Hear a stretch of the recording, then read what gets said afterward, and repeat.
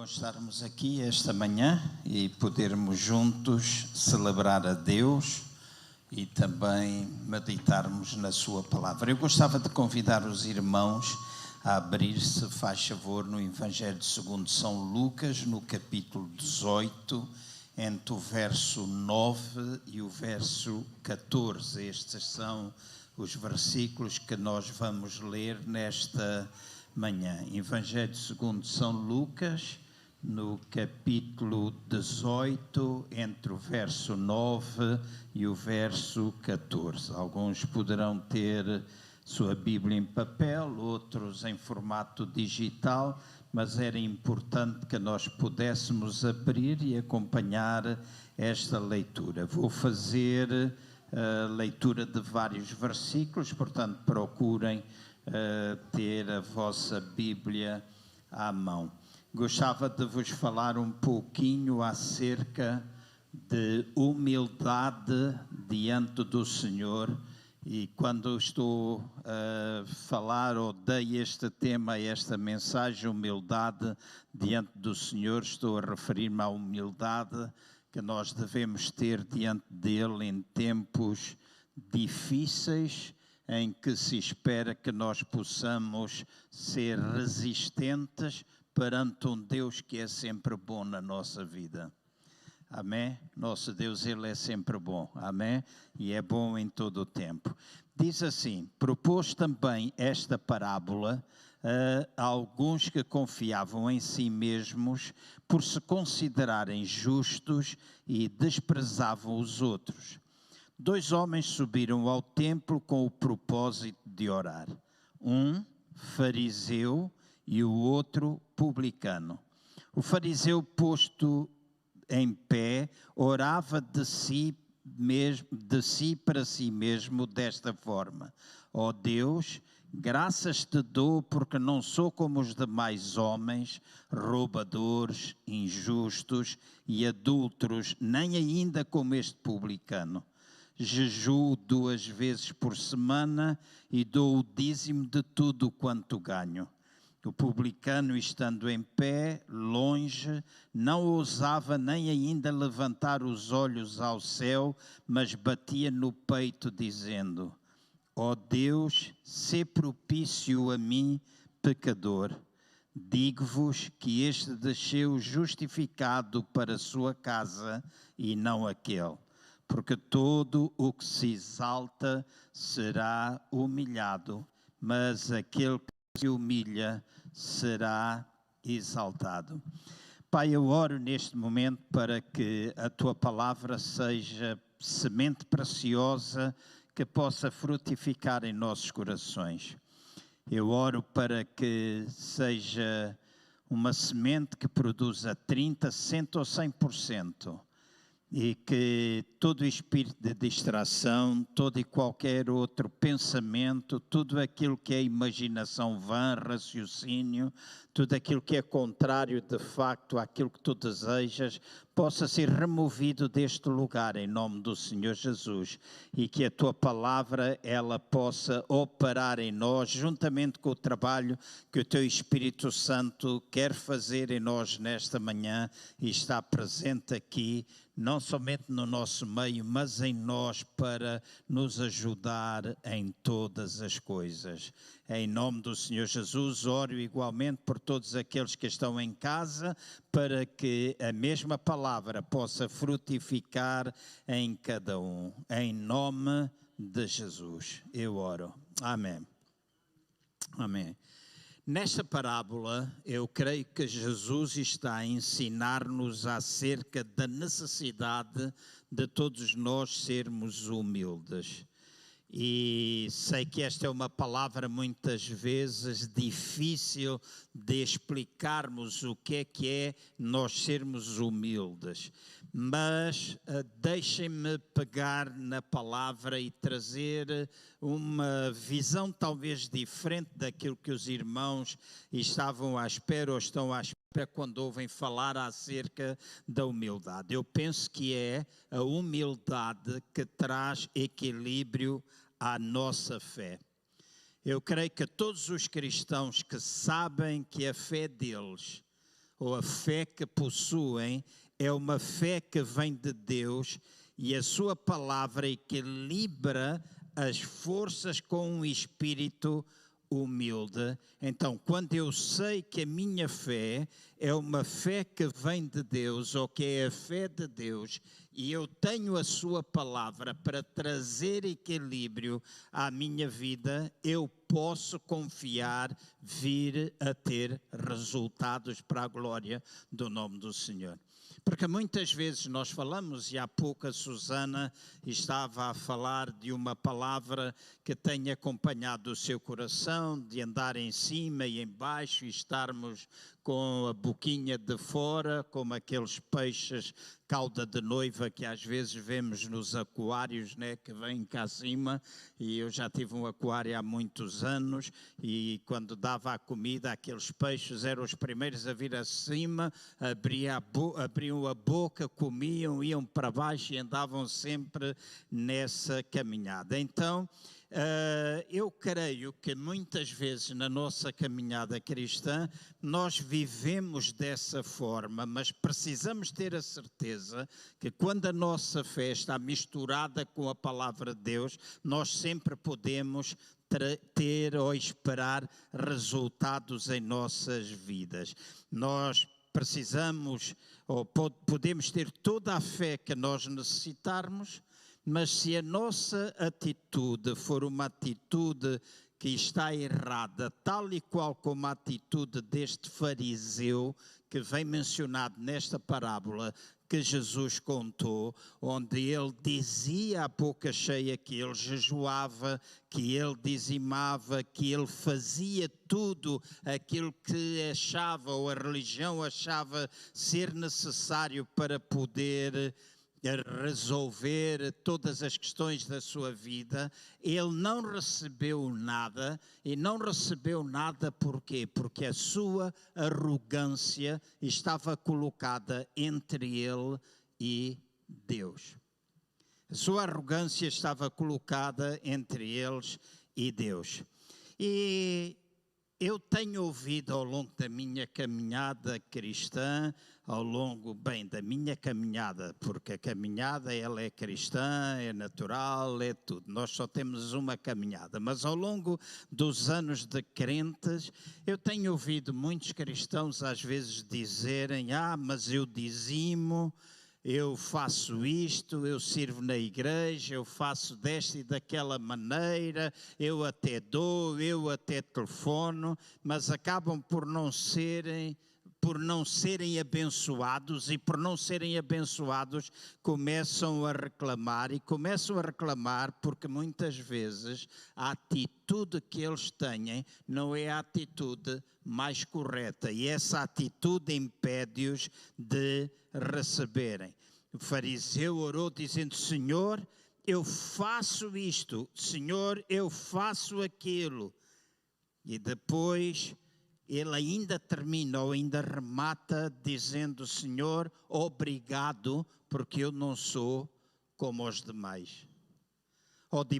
Obrigado, Senhor, porque eu não sou como aquele publicano. Então a sua atitude era uma atitude carregada de arrogância, e quando a nossa atitude, apesar de muitas vezes nós termos ações que se coadunam com ações de um cristão, e às vezes até são ações, porque dizimar, ok, é bíblico dizimar, é bíblico nós darmos oferta, é bíblico nós cantarmos louvores a Deus, é bíblico nós podermos ajudar-nos uns aos outros, mas às vezes não somos abençoados, porque acompanhando as nossas ações, há alguém que consegue ver dentro do coração de cada um de nós, e se a atitude não for a melhor, nós não podemos receber.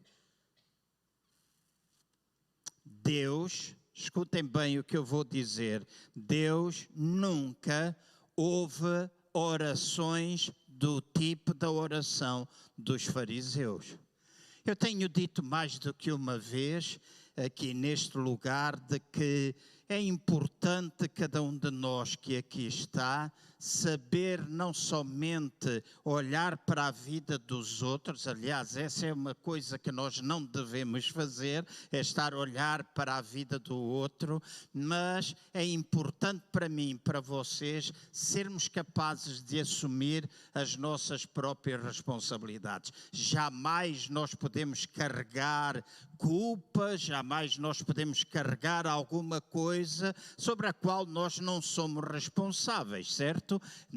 Eu não tenho de carregar uma culpa de alguma coisa que eu não fiz, mas a minha atitude, mesmo assim, quando nós pensamos em corpo, quando nós pensamos em igreja, quando nós pensamos na nossa relação com Deus, quando nós pensamos nas nossas orações, ainda assim não deve ser uma atitude de arrogância. O apóstolo Paulo escreveu uma coisa que diz assim: não vos enganeis, de Deus não se zomba, pois aquilo que o homem semear, isso também ceifará, porque o que semeia para a sua própria carne, da carne colherá corrupção, mas o que semeia para o Espírito, do Espírito colherá vida eterna.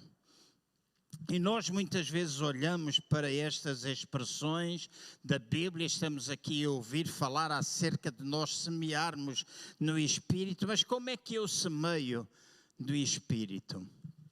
Sendo a palavra e o Espírito um só, quando eu obedeço a Deus e à sua palavra, eu começo a caminhar no Espírito, porque a palavra e o Espírito concordam. Muitas vezes ouço também pessoas dizerem: o Espírito do Senhor disse-me. E muita gente utiliza hoje essa expressão: Deus disse-me, Deus mandou-me fazer desta maneira, Deus mandou-me fazer daquela maneira. Mas deixem-me dizer que quando alguém utiliza este tipo de expressões, a palavra de Deus também chama a minha e a vossa atenção para nós julgarmos aquilo que está a ser dito. Julgarmos aquilo que está a ser dito, porque ninguém pode dizer: o Senhor disse-me isto ou aquilo, e aquilo que está a ser proferido está em contrariedade com aquilo que a palavra de Deus diz. A palavra e o Espírito concordam. A palavra e o Espírito são um só. Então, na minha e na vossa vida, nós podemos encontrar pessoas que vão dizer: eu fiz isto, eu fiz aquilo, podem imediatamente não ver resultados, mas o apóstolo Paulo, ele termina em Gálatas 6:9 dizendo assim: nós não nos cansamos de fazer o bem. Não se cansem de fazer o bem. Não se cansem de fazer o bem. Alguns podem dizer: eu tenho dizimado, eu tenho dado, eu tenho feito isto na igreja, eu tenho feito naquilo, eu ajudo pobres, eu ajudo os meus vizinhos, e creio, e a Susana há pouco dizia, todos nós já estivemos numa altura da nossa vida, ou num ponto da nossa vida, em que estivemos assim. Nem todas as vezes na nossa vida nós estivemos 100% encorajados, nem sempre nós estivemos 100% fortalecidos. Todos nós que estamos aqui já tivemos momentos de fragilidade e de fraqueza. Todos nós que estamos aqui já tivemos alturas que não nos apetecia orar, não nos apetecia ler a Bíblia. Certo? Todos nós já tivemos, não há ninguém, não há nenhuma exceção no nosso meio. Todos nós já tivemos esses momentos de fragilidade, esses momentos em que de facto é como se a boca estivesse ali ao de cima tentando ganhar oxigênio, e se a boca não está lá, a gente até compra uma palhinha para chupar pela palhinha e está tudo submerso. Todos nós já tivemos momentos. Mas uma coisa o apóstolo Paulo nos assegura, e o apóstolo Paulo assegura-nos, e está escrito na sua palavra, que no tempo certo nós iremos ceifar. No tempo certo nós iremos colher, se nós permanecermos fiéis, se nós continuarmos a fazer aquilo que é certo, nós fazermos apesar dos momentos da maior dificuldade pela qual as nossas vidas estão a passar. Nós estamos envolvidos numa sementeira, que é uma sementeira espiritual e que no tempo certo vai trazer uma grande colheita para cada um de nós. Tal como todos sabemos, mesmo quando fazemos exatamente o que Deus quer, muitas vezes ainda podemos ficar desfalecidos e cansados. E isto normalmente vem de nós não vermos as coisas acontecerem.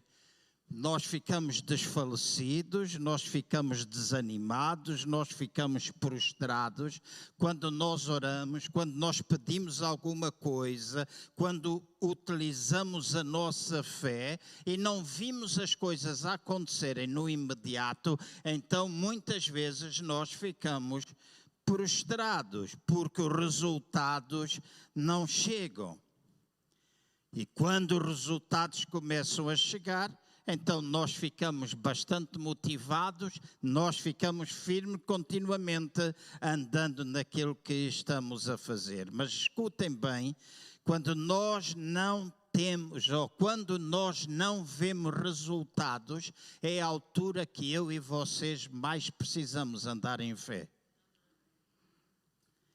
É na altura em que nossos olhos naturais não conseguem contemplar aquilo pelo qual nós oramos, é nessa altura que nós mais precisamos caminhar em fé. E nós precisamos vigiar, nós precisamos estar atentos para que não fiquemos prostrados ou cansados na nossa caminhada da fé, porque a nossa fé, ela persegue o alvo.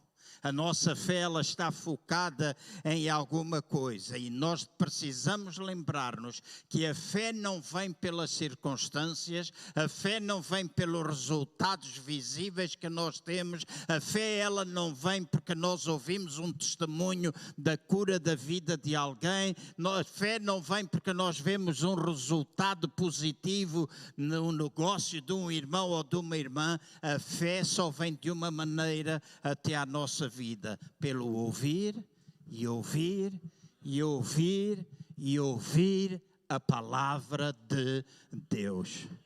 Então, quando nós estamos firmes na palavra de Deus, então nós podemos ter a certeza absoluta que no tempo certo esta mesma palavra vai frutificar. Louvado seja o nome do Senhor. Uma resposta típica de muitas pessoas em tempos difíceis é: oh Deus, eu estou desencorajado, oh Deus, eu estou abatido, oh Deus, eu não tenho, parece que eu não tenho nenhuma chance.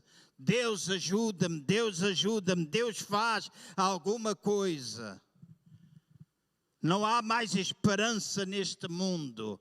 Deixa-me dizer, o Deus que eu tenho e que vocês também têm é maior do que o mundo. É um Deus que é maior do que o mundo. Deus é maior do que tudo aquilo pelo qual nós possamos estar a passar na nossa vida. Então, não temos de trabalhar na nossa própria força, nós temos de trabalhar com a força do Espírito Santo de Deus. E quando nós deixamos Deus assumir o controle das situações, nós iremos vencer. Está escrito em 2 Coríntios, no capítulo 12, no versículo 9. Há uma passagem em Lucas, no capítulo 18, que fala acerca de uma viúva. E esta viúva, ela não ficou a vida inteira a lamentar-se de ela não ter aquilo que ela esperava. Esta viúva, ela deu passos de fé. Ela aos poucos foi dando passo após passo. Foi uma fé que ela demonstrou de uma forma ativa. E a fé que ela demonstrou de forma ativa acabou por lhe trazer os resultados. Ou seja, ela venceu. Eu e os irmãos já ouvimos falar muitas vezes de Martin Luther King e todos nós conhecemos a frase dele, I have a dream, ou eu tenho um sonho. E uma das coisas que é interessante notar, e há algum tempo atrás eu estava a ver um documentário na Netflix acerca dele, uma das coisas que foi muito notado na vida dele é que ele correu com o seu sonho, ele abraçou o sonho e acabou por trazer o sonho até à realidade. Ao longo do caminho ele teve muitos obstáculos. No caminho ele teve muitas formas ou alturas em que ele poderia desistir, mas a grande verdade é de que ele foi capaz de perseverar em fé e, escutem bem, o seu sonho é cada vez mais uma realidade nos dias de hoje, na nossa humanidade. Aquilo pelo qual Martin Luther King lutou, apesar de todas as discrepâncias ainda, apesar de todas as injustiças, apesar de ainda nem todas as coisas estarem ou serem como deveriam ser, cada vez mais o sonho de Martin Luther King se está a tornar uma realidade no curso da humanidade. E a questão que eu coloco é: qual é o tipo de sonho que tu tens?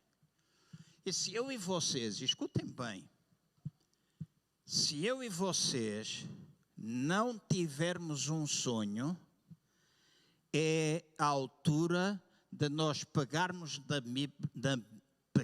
na Bíblia e nos colocarmos de joelhos e pedirmos um sonho a Deus.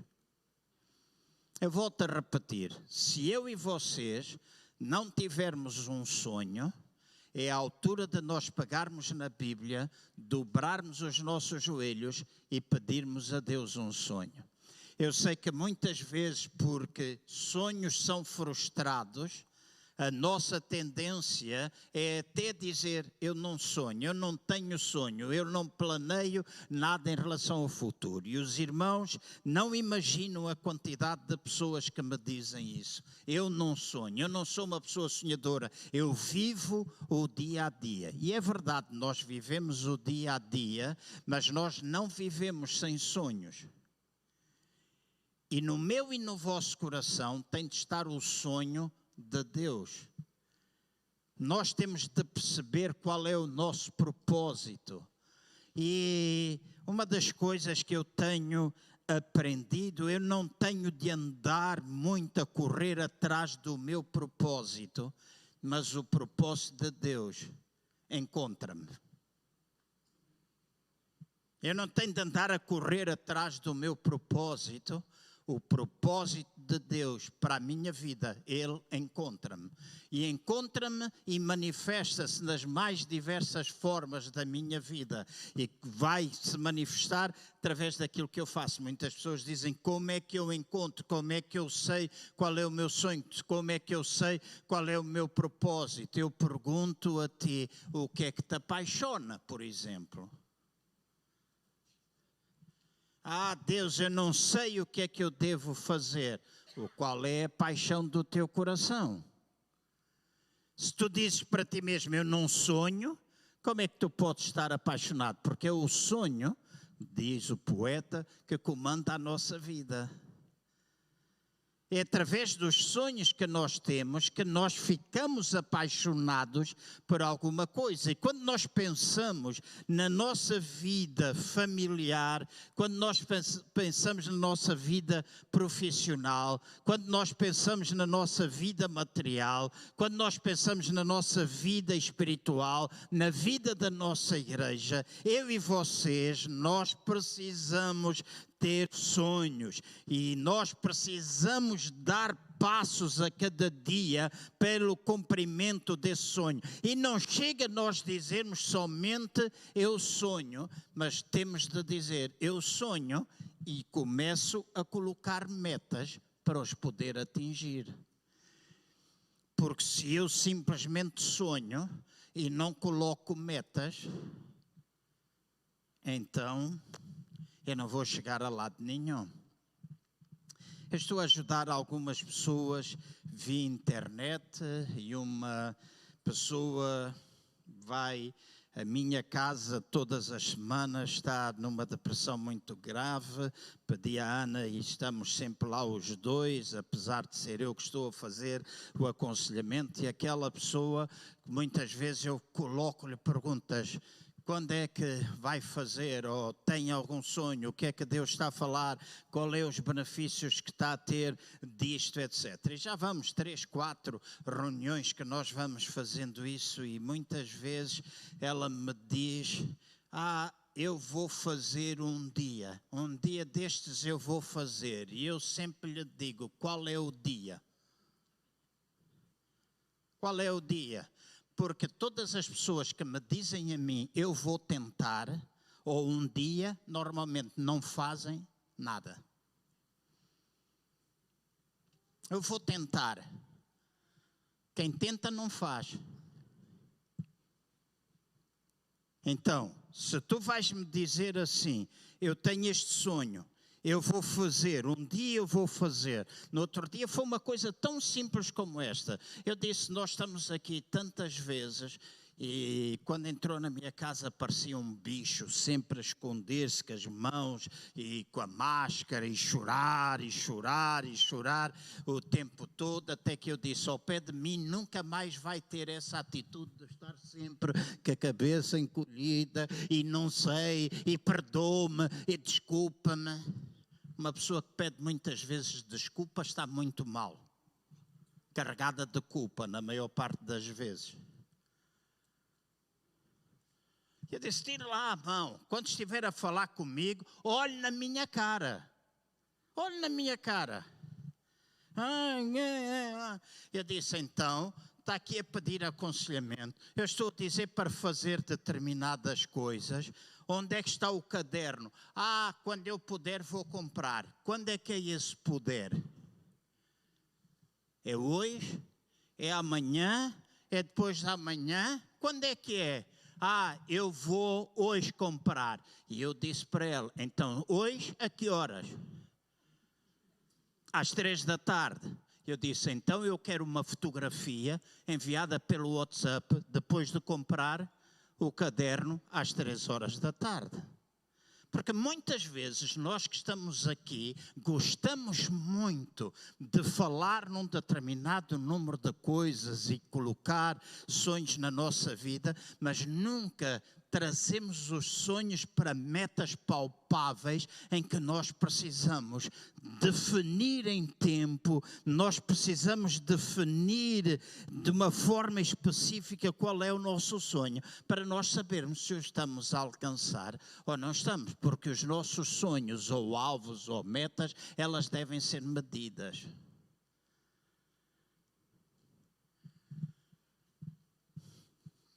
E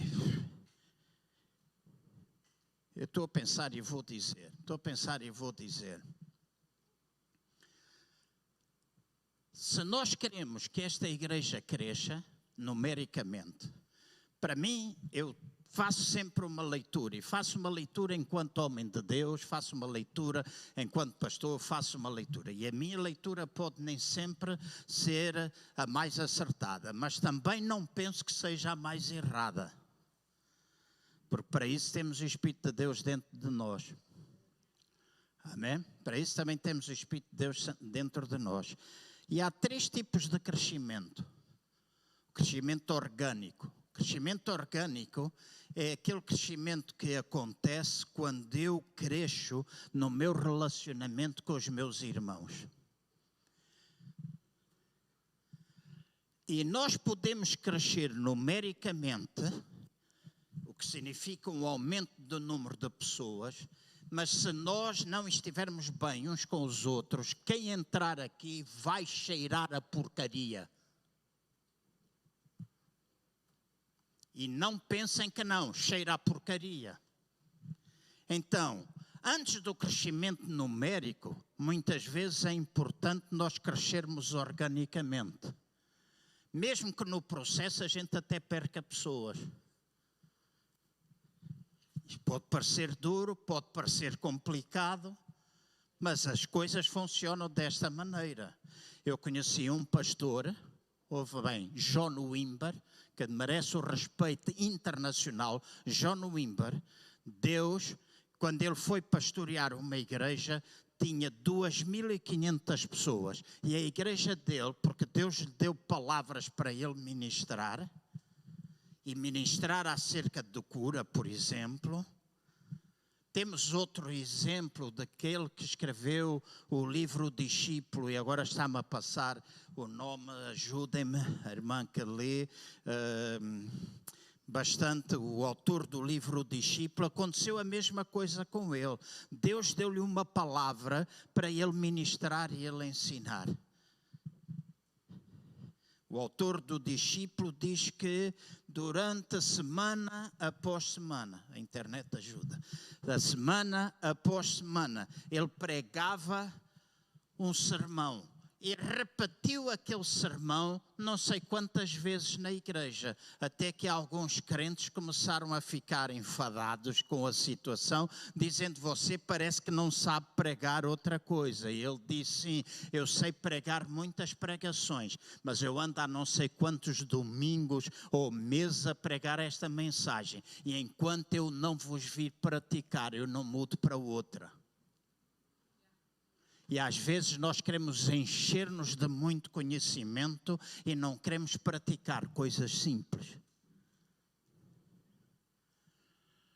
Amai-vos uns aos outros. É uma coisa que todos nós sabemos. Mas como é que a gente se ama uns aos outros? Na prática, no nosso dia a dia.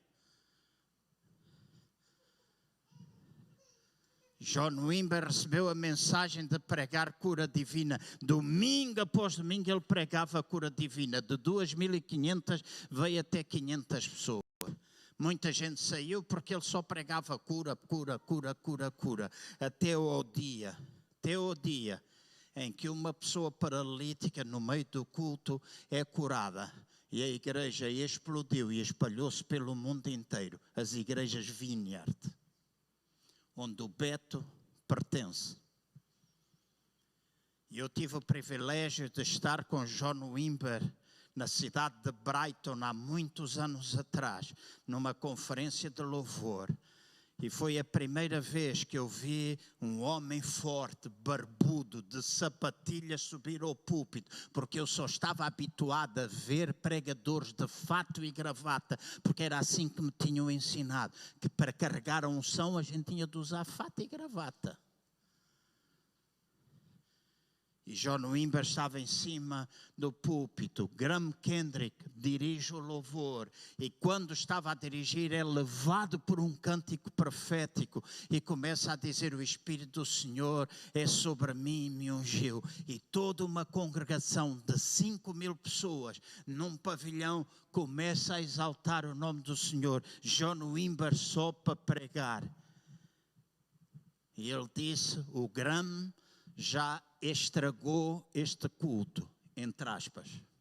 Já estragou este culto.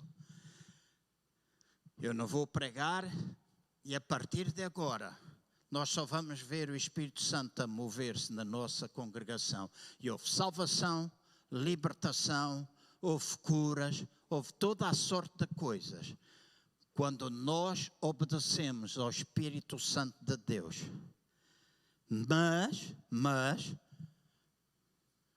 Em determinada altura, houve um grupo de pessoas. Escutem bem o que eu vou dizer, porque está aqui uma grande lição.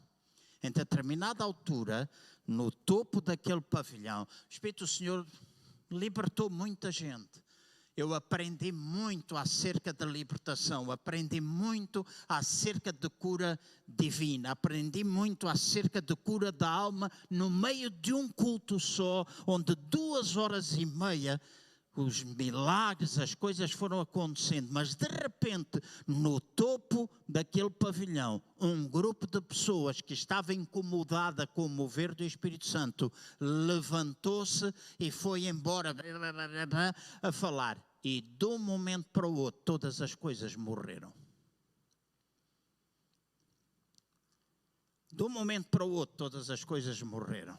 Com isto eu estou a querer dizer aos irmãos: nós temos sonhos, devemos ter sonhos, nós devemos trazer para a prática, mas precisamos, como eu disse, obedecer àquilo que é a palavra. Nós precisamos crescer organicamente, nós precisamos crescer qualitativamente, a nossa relação com Deus. Ou tu só te relacionas quando vens ao culto no domingo?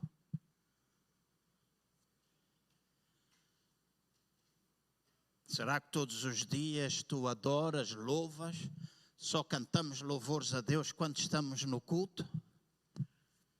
Pode parecer alguma coisa incomodativa para alguns, aqui ou em casa. Mas a verdade é que nós somos chamados para ser adoradores sempre. E não é para sermos bons cantores. Porque eu não sei cantar bem, não sou dos mais desafinados, eu ainda consigo afinar, embora às vezes dou assim uns tiros ao lado, mas eu sei o que é adorar a Deus. E adoro da minha forma. Adoro quando eu tomo banho, adoro quando eu estou sentado na sanita, eu adoro quando eu conduzo o carro, adoro quando estou na cama, adoro quando acordo às 4h30 da manhã, sem sono como no dia 2. Fiquei ali deitado a adorar até que eram 6h, me pus de pé. Eu adoro em qualquer momento com a minha voz. E às vezes eu faço umas vozes e quando eu canto em línguas, a Ana sempre diz: faz voz de homem. Porque eu não sou capaz de adorar. Eu falo, e ela costuma dizer, isso é voz de mulher. E eu digo, não, é de africano, que canta tenor. É verdade. Na nossa terra é assim que se canta, né?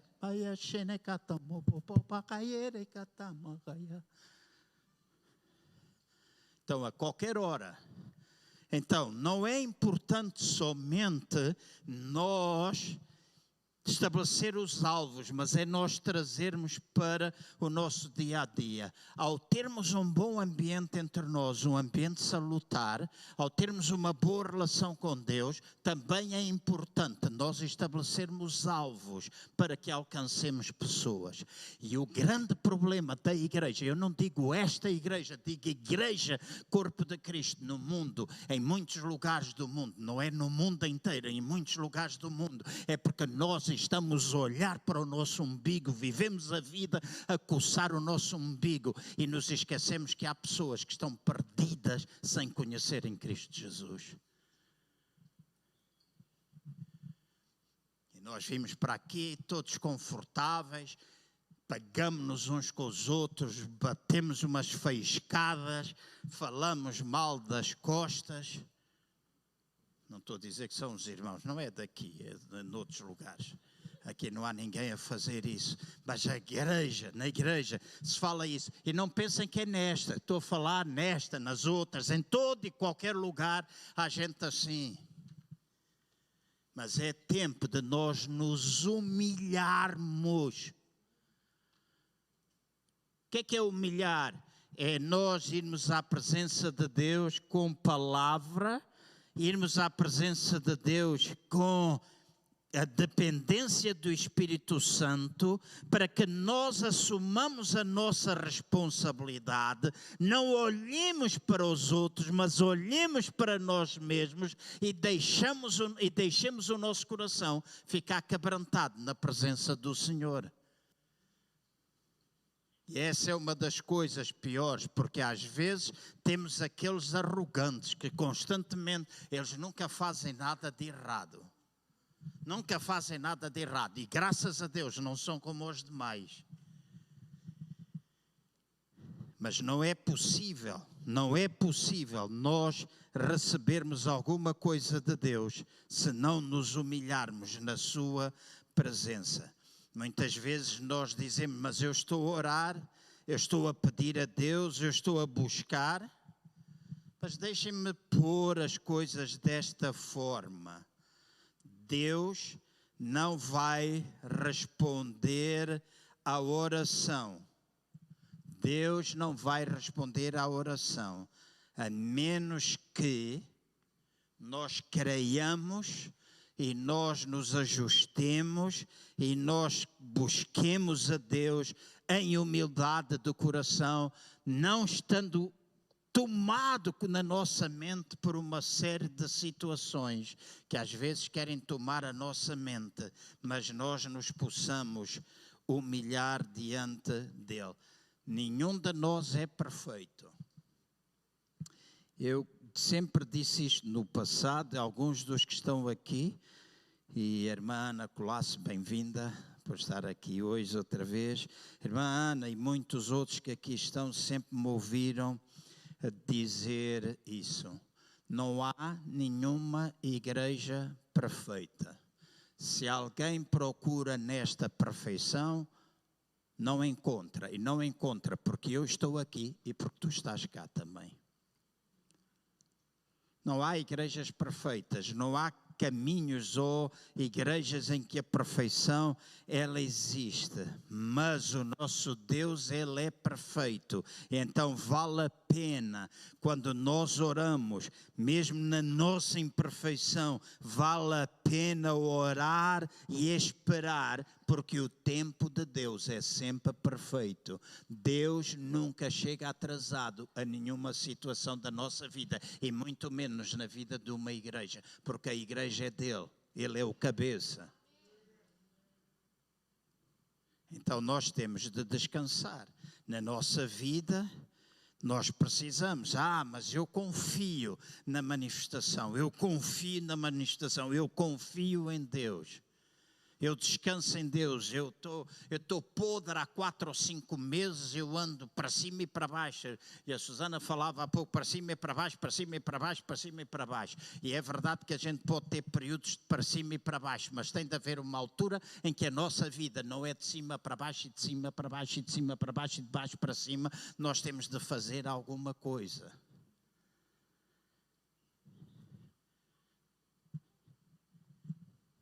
E se no corpo de Cristo há gente deprimida, nunca vi tanta como nos dias de hoje.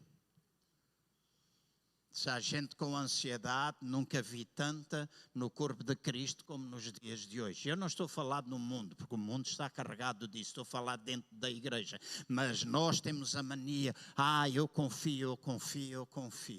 Deixa-me fazer-te a pergunta.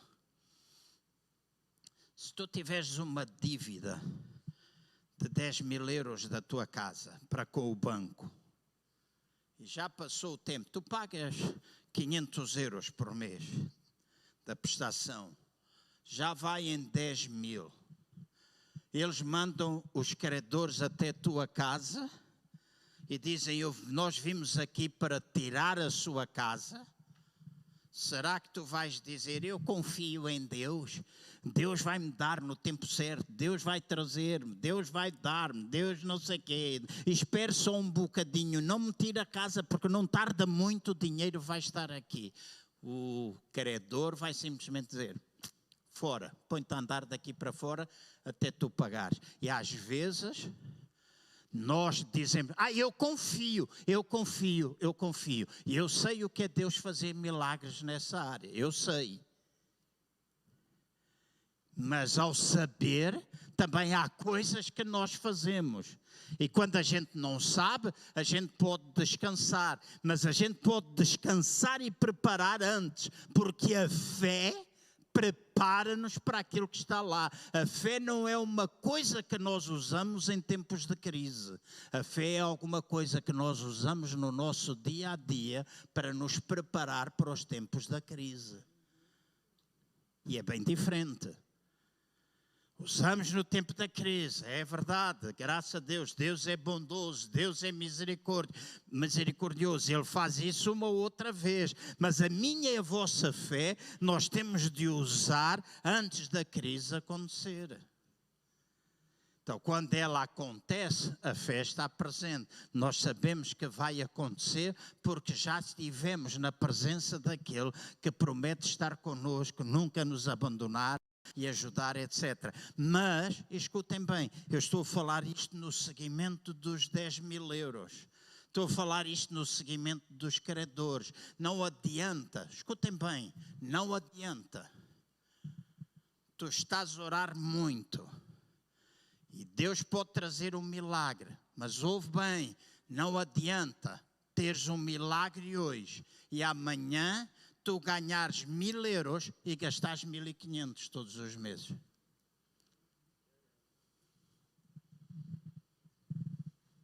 Eu vou repetir porque alguns não me ouviram bem. Não adianta a gente dizer Deus faz um milagre. E às vezes Deus faz, na sua bondade, na sua misericórdia, Deus ajuda-nos. Mas não adianta, na minha e na vossa vida, se eu ganhar 1.000 euros por mês e criar um estilo de vida em que eu gasto 1.500, eu tenho de meter a minha vida em ordem, eu tenho de aprender coisas práticas para que a coisa possa funcionar. E às vezes começa com o orçamento, às vezes começa com uma metodologia, às vezes começa onde é que tu estás a gastar. Eu ouço muita gente dizer, eu não tenho dinheiro, eu não tenho dinheiro, eu não tenho dinheiro. Mas depois vejo-as a comer em restaurantes caríssimos. Então, se não tem dinheiro, vá comer ao McDonald's. E já não é barato. Já não é barato, não é? Eu não vou lá porque não gosto. Prefiro o Burger King, passa publicidade. E ainda os 3 daquelas da comida fast food, ainda prefiro o Kentucky Fried Chicken. Que é carregado de óleo, né? Mas sabe bem. Então, deixem-me dizer, nós não podemos querer edificar a torre sem nos sentarmos primeiro a calcular as despesas na nossa vida para nós sabermos aonde é que as coisas vão acabar. Então, não adianta dizer tenho sonho, eu tenho uso a fé, eu confio em Deus, eu peço um milagre a Deus. Sim, estou simplesmente a pagar uma área da tua vida e da minha vida, a área financeira. Mas em todas as outras áreas, em todo aquilo que envolve a tua vida, está tudo relacionado e funciona da mesma maneira. Funciona da mesma maneira. Então, a palavra de Deus, ela jamais nos vai desapontar. A palavra de Deus jamais nos vai desapontar. Mas isso não significa que quando nós oramos vamos ver todas as coisas no imediato. E também não significa que quando há um atraso aparente de Deus, Deus esteja a dizer não. Às vezes Ele simplesmente está a criar uma situação em que eu e tu nos humilhamos e pedimos a Deus e buscamos a sua palavra, quebramos o nosso coração diante dele. Parece que é não, porque está a demorar, mas não é não. E há muitas vezes que as pessoas dizem, Deus responde com, Deus às vezes diz sim ou não, e às vezes diz talvez. Deus ou é sim ou é não. E que muitas vezes dizem, Deus nem sempre responde à oração. Sim, Deus responde sempre à oração. Estou-te a dizer que às vezes Ele diz não e tu não gostas. Nem tu nem eu. Nós não gostamos de ouvir não. Mas essas pessoas que andam para aí a dizer, Deus nem sempre responde. Deus está... Não, Deus responde sempre. Deus responde sempre às nossas orações. Às vezes Ele tem os momentos de silêncio. E o silêncio não é para te dizer, não, tu não vais receber. Às vezes o silêncio dele é simplesmente para que tu te chegues mais próximo dele e que coloques sintonia entre o teu coração e o coração dele, de maneira que tu possas vir a receber. Mas o nosso Deus, Ele sempre ouve a nossa oração. E eu não gosto muito, já o fiz e às vezes evito, mas utilizo algumas vezes exemplos pessoais, porque eu creio que é o meu exemplo pessoal e o teu exemplo pessoal que pode ajudar a vida de muitas outras pessoas. Quando nós pegamos na palavra, pusemos em prática na nossa vida e alcançamos. Eu sou pastor há 44 anos. Comecei no ministério a trabalhar com crianças no dia 1 de agosto de 1978. Por 8 anos trabalhei com o Ministério de Crianças Evangelista, de crianças, campanhas em Portugal e em muitos outros lugares. Fui o primeiro vice-diretor do Desafio Jovem, antes de trabalhar com crianças. Fui o vice-diretor do irmão Lucas da Silva, que foi o pioneiro do Desafio Jovem em Portugal. Foi quando começou a Marques da Silva. Eu, com o irmão Adriano e algumas outras pessoas, Luís Filipe Abelhas, íamos para o Parque da Gulbenkian cantar e evangelizar, porque lá juntavam-se muitos jovens para dar uns charrositos e a gente ia para lá e levávamos viola. Eu não sabia tocar bem, mas também para tocar a Joan Baez não era preciso. Joan Baez, não sei, alguns são capazes de conhecer, é aquela mesmo bem antiga que cantava Kumbaya, my Lord, Kumbaya, e ali estávamos nós, Kumbaya, my Lord, e começava a juntar-se gente, e os primeiros convertidos da toxicodependência aconteceram ali, levados para o centro. No dia 11 de maio de 1986, eu assumi o pastorado na minha vida, mas pastorado da Assembleia de Deus Pentecostal de Moscavide. Dia 11 de maio de 1986, depois pastor Barradas, ter tido acidente, a esposa ter ficado paraplégico, uma história muito grande. E lembro-me que na primeira reunião de ministério que nós tivemos, eu fui desafiado. Eu era novato, tinha 30 anos. Ainda sou, obrigado. Era novato, com 30 anos.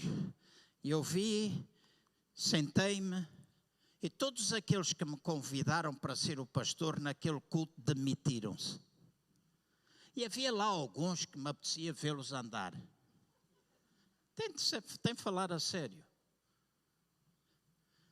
Mas eu não fui escolhido pela igreja, apesar de ter sido irmãos da igreja que pediram para eu ficar, eu fui escolhido pelo Espírito Santo de Deus, porque antes de acontecer o que quer que seja, numa reunião de oração, onde estávamos 6 ou 7 homens de Deus, que nos juntávamos às escondidas, porque se soubessem que eu, pastor da Assembleia de Deus, estava-me a juntar com pastores de outras igrejas, cortavam-me o pescoço. Então a gente juntava-se às escondidas em casa do pastor Jim Reimer para orar. E no dia 5 de dezembro de 1985, Deus disse-me: tu vais ficar o pastor da igreja. E naquela altura, muita história, não vou contar tudo porque não adianta. E 11 de maio assumo pastorado, eles demitem-se. E eu disse: pá, Deus é bom. Mas de repente eu ouvi uma voz dizer-me: cuidado, esta é uma armadilha. E o Espírito Santo de Deus fala conosco. O Espírito Santo de Deus fala conosco. Era miúdo ainda, mas eu temia a Deus, eu amava a Deus. Minha vida era virar este mundo de patas para o ar. Quando a gente tem 30 anos, revoluciona o mundo inteiro. E se ninguém fizer aquilo que a gente diz que todos os outros estão errados. E ali estava. E eu disse: não, as coisas ficaram assim. E como eu disse: então vocês convidaram, então eu não vou sair, será? Então não pode ser e tal. A Elvira conheceu alguns. Adelaide conheceu outros. E eu lembro-me de dizer: não, eu não aceito. E imediatamente uma pessoa me disse: então, quando nós entramos aqui dentro desta reunião, nós deixamos os galões lá fora, você deixa os galões lá fora, e aqui é igual a um de nós, e as decisões são sempre tomadas por maioria. Eu fui para casa chorar. Não que eu queira tomar decisões, porque eu nunca o fiz. Há pessoas que pensam que sim, mas eu nunca fiz. Uma das coisas que faz parte do meu temperamento e da minha maneira de ser é ouvir conselhos. E peço conselhos àquelas pessoas a quem eu reconheço autoridade na minha vida. Não é pela amizade. Eu recorro muitas vezes. Esta madrugada mandei uma mensagem para o Eric Lavender a dizer: segunda-feira ou terça eu vou ligar para ti. E ligo muitas vezes para o Ted, e eu não falo com o Ted por ele ser meu amigo. Eu falo para o Ted porque eu reconheço a autoridade espiritual na minha vida e até na vida desta igreja. Então isto não funciona pelas amizades. Funciona por autoridade, por princípios que são princípios bíblicos. E então naquela altura chorei, pensei, orei e disse na altura a Ana Cristina, com quem estava casado, disse: vou-me embora. Eu não vim para o ministério para sofrer estas coisas, não é assim que eu entendo, mas está bem, eu submeto. Eu disse: ok, eu deixo os galões lá fora. E só quero dizer aos irmãos, a melhor coisa que a gente tem quando está a ser guiado pelo Espírito Santo de Deus, aquilo que dá autoridade, mesmo quando as coisas parecem não estar a fluir assim tão bem, porque a gente às vezes só vê com os olhos naturais, não vemos com os olhos espirituais. E às vezes decréscimo não significa que não esteja a haver crescimento. Às vezes tu perderes não significa que tu não vais ganhar. Depende da maneira como tu olhas com os teus olhos. E naquela altura, eu disse: está bem, eu deixo os galões. E nunca me esqueço, o irmão Dwayne Enders, que na altura dirigia o Desafio Jovem, foi à nossa igreja em Moscavide. E ele, como viviam das ofertas missionárias, eu pedi: deixem-me dar 2.500. Eu disse: olha, vá lá, vamos dar 2.500 escudos, 2 contos e 500, hoje é 12,5 €. Para ajudar nas despesas e semearmos na vida do Desafio Jovem. Naquela altura, entre o dia 11 de maio até ao dia 1 ou 2 de setembro, a igreja cresceu financeiramente de 450 contos para 700 contos. E na reunião de ministério, quando disse, fizeram uma reunião de ministério, porque eu dei ordem para pagar 2.500 e não juntei o ministério para pedir autorização. E na reunião do ministério, houve um que me disse assim, você nunca mais, nós combinámos, precisávamos todos, foi no fim do culto, irmãos, foi simplesmente para abençoar, é abençoar. E eu disse, mas os irmãos, a gente tinha isto, está a ter isto. E um sábio da carnalidade me disse assim, havia pessoas que não gostavam do pastor Barradas, que andavam a reter os dízimos. Agora está você e eles estão a dar dízimos, é por isso que a igreja cresceu financeiramente. Oh, meu Deus. Portanto, a partir de agora, não. E você vai ver que não. Em outubro, estávamos nos 400 contos outra vez. E fizeram, homens valentes, gente boa, uma reunião de ministério, olharam na minha cara e me disseram assim, está a ver como a gente tinha razão? Está a ver como a gente tinha razão? E este miúdo, que normalmente cala-se, que normalmente não falava, que normalmente engolia em seco, que normalmente assedia e que viveu a vida dele quase toda a fazer isso, até há bem pouco tempo atrás, sente um impulso do Espírito Santo de Deus a dizer, ei, está na hora de tu os desafiares. E este puto, sentado na secretária, foi capaz de olhar aqueles homens maduros, todos com a idade de serem meu pai, e dizer nos olhos deles assim, nós já fizemos um mês à vossa maneira, por favor, deixem-me fazer um mês à minha maneira, que eu acredito que é maneira bíblica.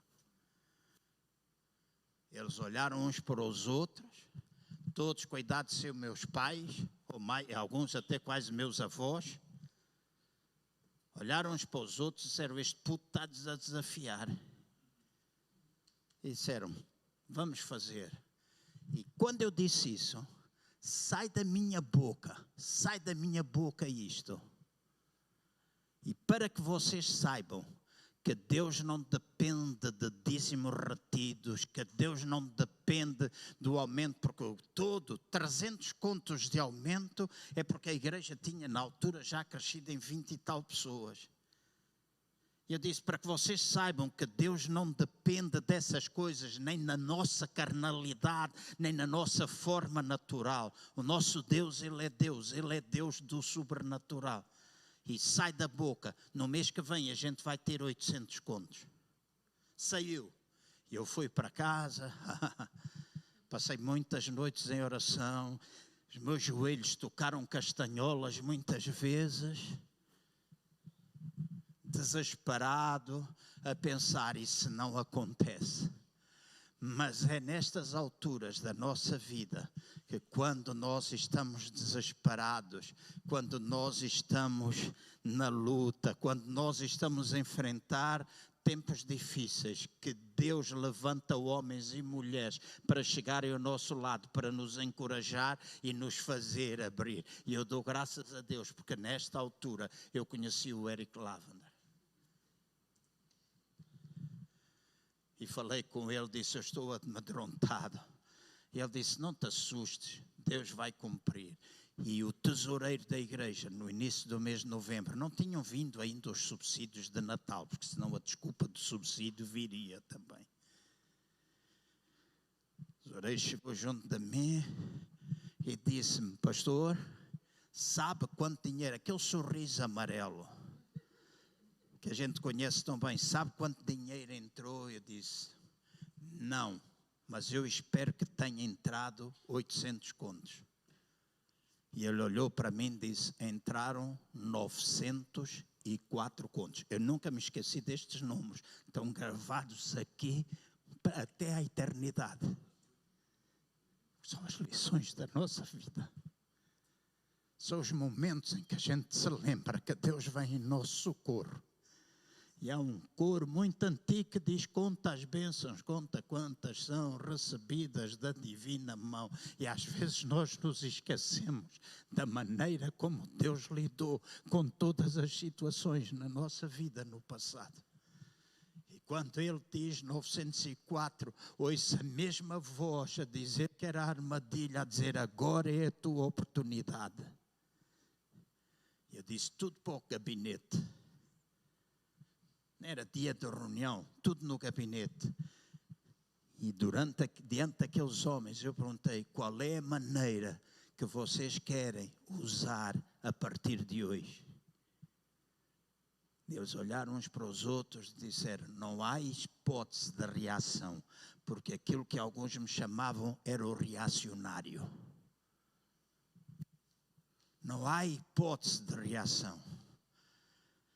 Em janeiro de 1987 fizemos a nossa primeira conferência missionária. Lançámos o desafio das promessas de fé. Já entravam, porque depois não baixou, era 900 e tal, primeiro desafio das promessas de fé. E os irmãos prometeram dar 600 contos por mês. E foi assim que a gente abriu a igreja da Lausanne. E tive logo uma série de gente de boa vontade que se juntou a mim a dizer: as pessoas prometem isso e vão-te roubar nos dízimos. Estou a dizer que te vão dar nas missões, então as ofertas vão diminuir, os dízimos vão diminuir. Eu disse: mas porquê?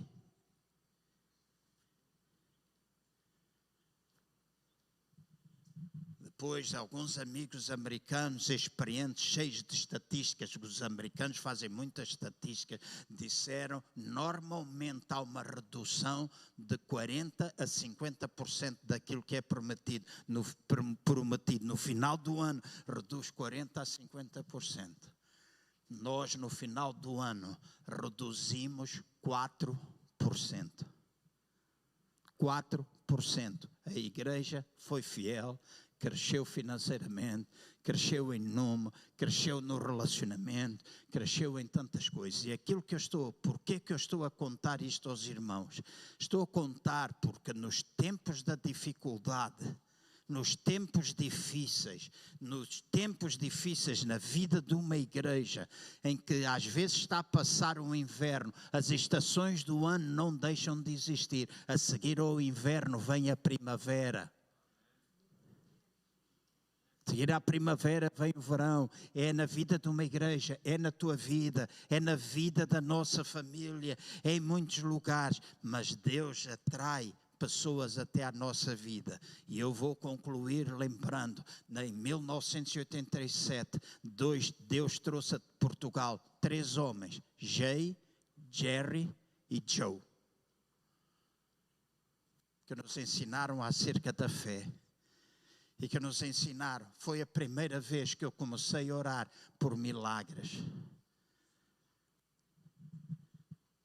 A Paula, da Quinta das Laranjeiras, a mãe, a Maria do Carmo, quando fiz pela primeira vez apelo, estava em oração 1 hora antes no gabinete, e o Espírito do Senhor disse: hoje tu vais orar por gente com problemas de ossos. A primeira pessoa que aparece era a irmã Maria do Carmo, que usava uma daquelas botas grandes, com cerca de 8 centímetros de altura, um tacão.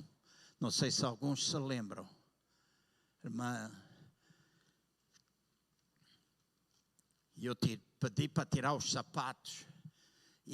Escutem bem, naquela altura, eu chamei a Paula Pinto, a esposa do Jorge, para orar. Eu disse: Paula, vem orar pela irmã Maria do Carmo.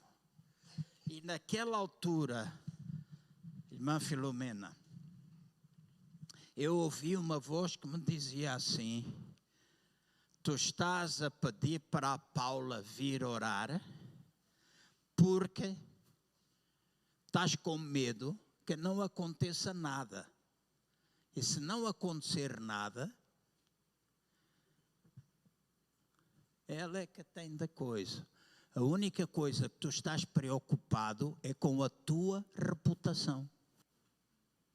Tu não estás preocupado em obedecer, mas estás preocupado com a tua reputação.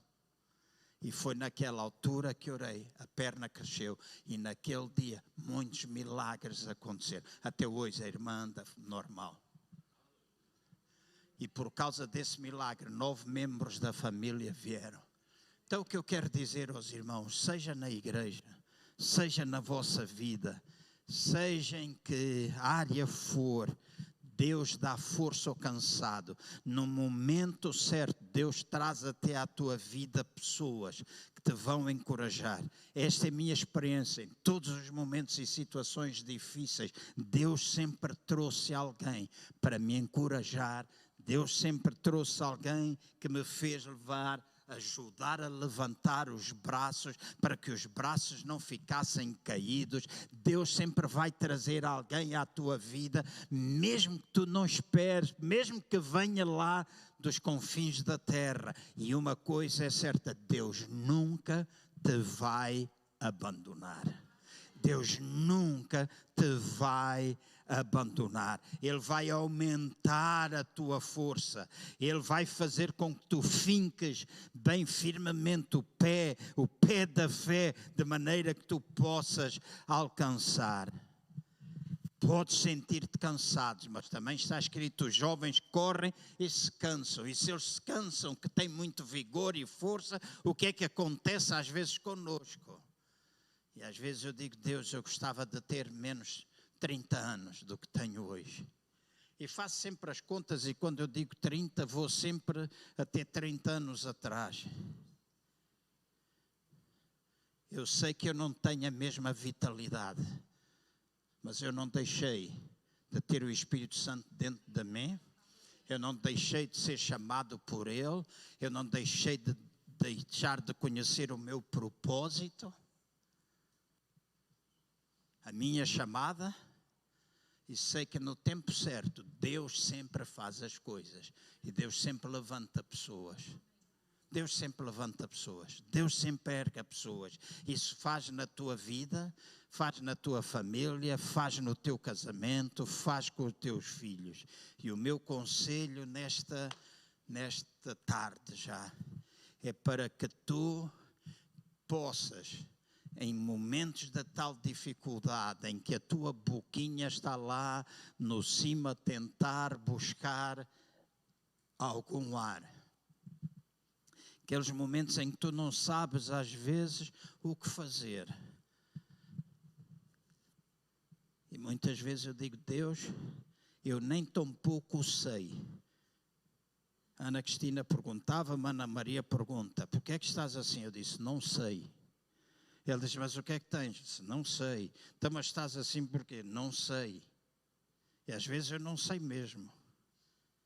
E quando eu não sei, há uma coisa que eu tenho aprendido, que é a orar em línguas. E quando eu oro em línguas, a minha mente fica tomada, os pensamentos naturais desaparecem para que o meu coração seja tomado pela relação com Deus. Porque o nosso problema muitas vezes é nós raciocinarmos tudo de acordo com a nossa maneira natural, e quando eu não sei a melhor maneira, e eu quando falo línguas, eu aqui e falo publicamente, eu não estou a brincar, eu falo línguas sempre que eu quiser. Não preciso de nenhum arrepio, não preciso de um tempo de louvor extraordinário. Eu, se quiser falar línguas agora, eu falo, porque o Espírito Santo está dentro de mim. E sempre que eu falo línguas, então a mente natural desaparece e a gente é tomado pela mente de Deus.